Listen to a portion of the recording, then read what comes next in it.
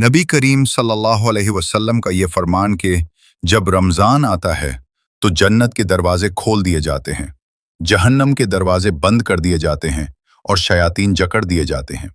माह रमज़ान की अज़मत और अल्लाह ताला की ख़ास रहमत को वाज़ेह करता है।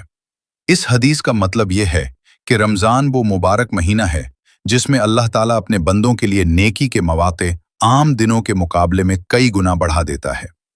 जन्नत के दरवाजे खोल दिए जाने का मफहूम यह है कि इस महीने में नेक अमाल करना आसान हो जाता है।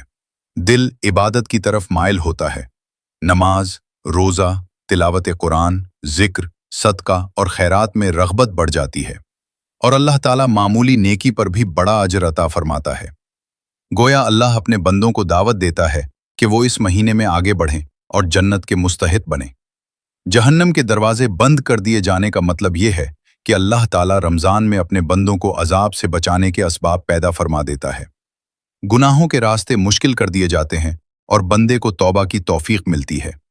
जो शख्स सच्चे दिल से रोज़ा रखता है और अपने आप को बुराई से बचाने की कोशिश करता है, अल्लाह ताला उसके लिए गुनाहों से दूर रहना आसान फरमा देता है।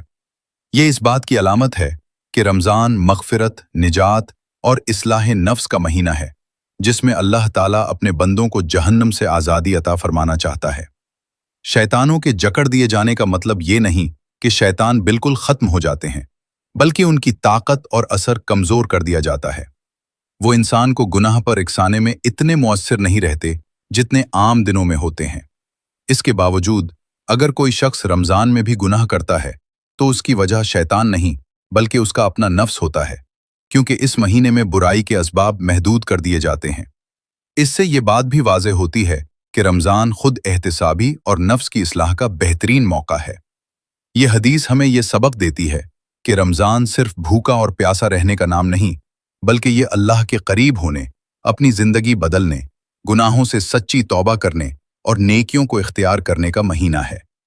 जो शख्स इस महीने की कदर करता है वो अल्लाह की रहमत, मग़फ़िरत और जन्नत के दरवाज़ों से फ़ायदा उठाता है, और जो इस मौके को ज़ाया कर देता है वो खुद अपने नुकसान का सबब बनता है। इसलिए हमें चाहिए कि रमज़ान को गफलत में गुजारने के बजाय इसे अपनी आखिरत संवारने का ज़रिया बनाएं।